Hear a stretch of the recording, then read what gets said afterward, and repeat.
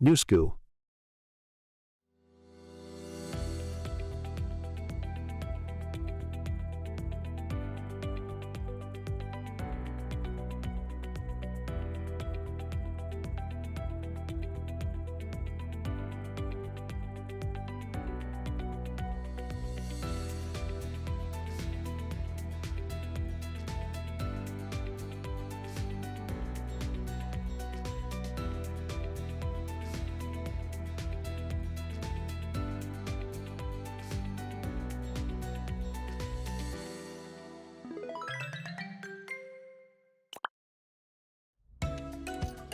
이번 영상에서는 탈모 시장 및 탈모 치료제 연구 동향에 대해 소개드리고자 합니다.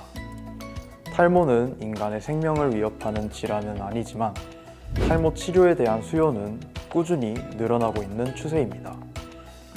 국내 탈모 환자는 매년 2.4%씩 증가하고 있으며 특히나 외모를 중시하는 2030 세대 환자와 여성 환자가 늘어남에 따라 치료제 시장은 폭발적으로 증가하고 있습니다. 구체적으로 살펴보게 되면 2020년 탈모로 병원을 찾은 환자 수가 23만 3,194명이지만 병원에 내원하지 않은 잠재적 환자를 포함하면 탈모 인구는 굉장히 높을 것으로 전망됩니다. 이와 더불어 병원에 내원한 환자 중 탈모 증상 때문에 극심한 스트레스를 겪는 환자가 전체 77%로 수요가 매우 높은 시장이라고 할 수 있습니다. 탈모 진료비 또한 해마다 늘고 있는 추세인데 진료비는 연 평균 9.6%씩 증가하고 1인당 진료비는 최근 4년 내 31.3% 증가하였습니다. 더불어민주당에서 제공한 자료에 따르면 탈모의 건강보험 적용 시 700에서 800억 사이의 재정 소요가 전망될 정도로 탈모 환자의 경제적 부담도 커지고 있는 상황입니다. FDA 승인된 탈모 치료제는 크게 두 가지입니다. 두타 스테라이드 계열의 아보타드와 피나스테라이드 계열의 프로페시아인데 각각이 전체 탈모 치료제 시장의 85%를 점유하고 있습니다.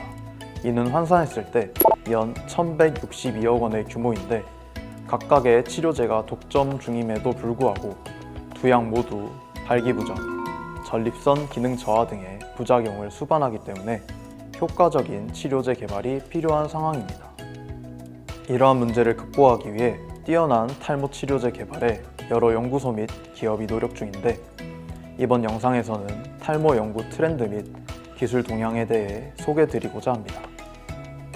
탈모 실험 모델은 크게 4가지 카테고리로 나뉩니다.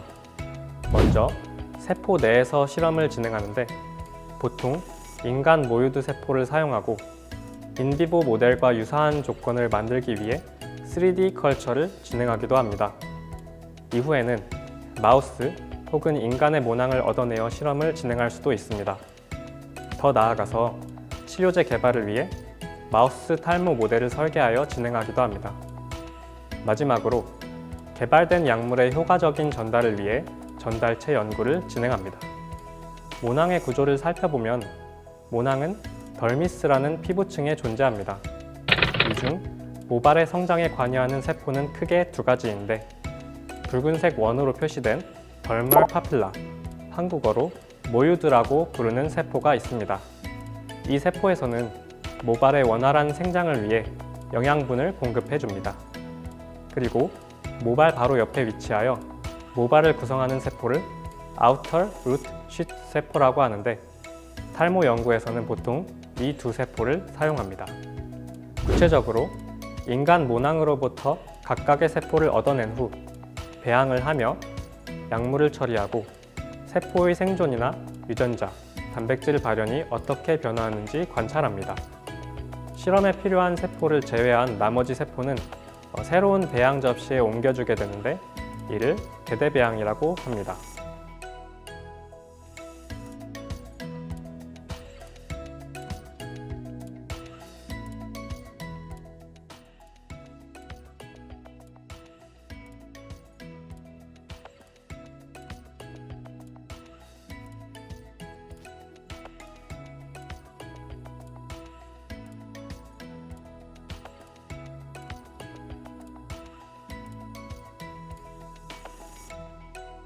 더 나아가서 인간의 피부와 유사한 조건을 제공하기 위해 3D 컬처를 진행하기도 합니다.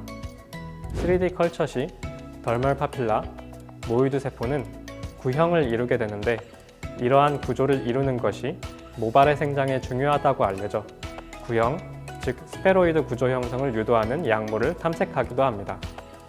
다음은 생체 외 모낭 조직을 이용한 실험입니다. 보통 인간의 모낭이나 마우스의 수염의 모낭을 얻어 실험을 진행하는데 그림처럼 약물 처리 후 모낭에서 모발이 자라는 정도를 측정하는 식으로 실험이 진행됩니다. 세포 수준에서의 실험이 마무리가 되면 임상에 들어가기 전에 동물 실험을 통해 약물의 효능을 확인해야 합니다. 보통은 털이 자라는 것을 쉽게 확인 가능한 C57BL6라고 하는 검정색 마우스를 사용합니다.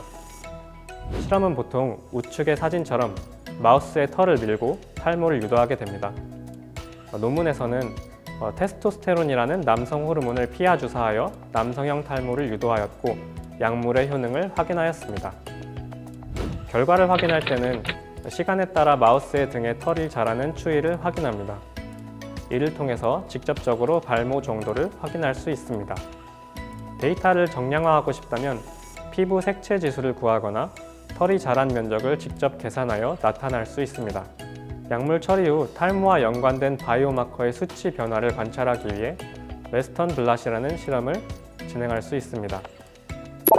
이 실험은 여러 바이오마커 중 단백질의 농도를 비교하는 실험인데 특정 단백질과 결합하는 항체를 이용한 실험입니다. 실험 결과의 경우 사진과 같이 검정색 밴드로 단백질 농도가 표현됩니다.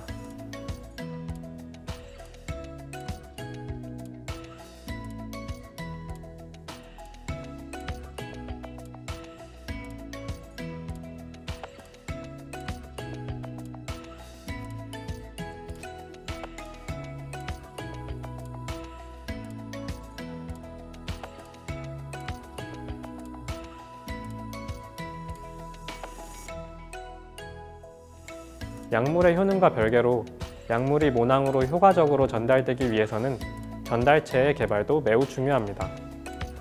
보통 화장품처럼 피부에 바르는 제품이 많이 개발되어 왔으나 마이크로니들, 즉 미세 바늘도 연구되고 있는 추세입니다. 마이크로니들은 모낭에 위치한 덜미스에 정확하게 약물을 전달하는 한편 생체 적합성 소재로 구성되어 피부에 침투한 후 독성 없이 분해된다는 장점이 있습니다.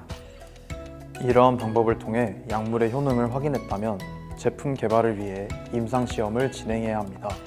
특히 약물 자체가 피부에 자극을 주거나 독성이 있는지 확인하기 위해 저자극 시험을 진행할 수 있습니다. 이를 통해 발진, 가려움증, 홍반 등의 부작용이 있는지 확인해야 합니다. 이와 더불어 식약처에서는 인체 적용을 위한 탈모 증상 완화 가이드라인이 제공되어 있습니다. 탈모 개선 효능에 대한 기준이 명시되어 제품 개발을 위해 꼭 거쳐야 하는 단계입니다.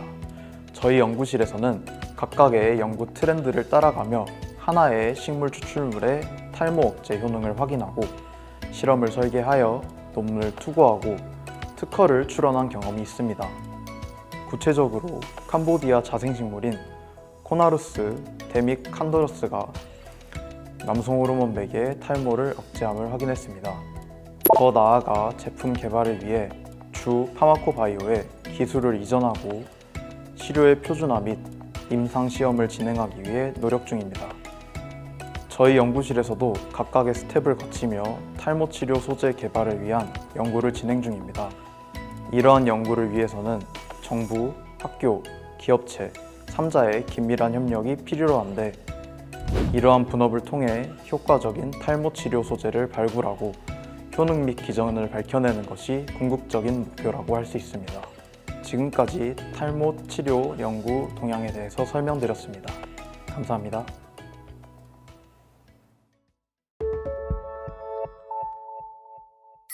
Newsku.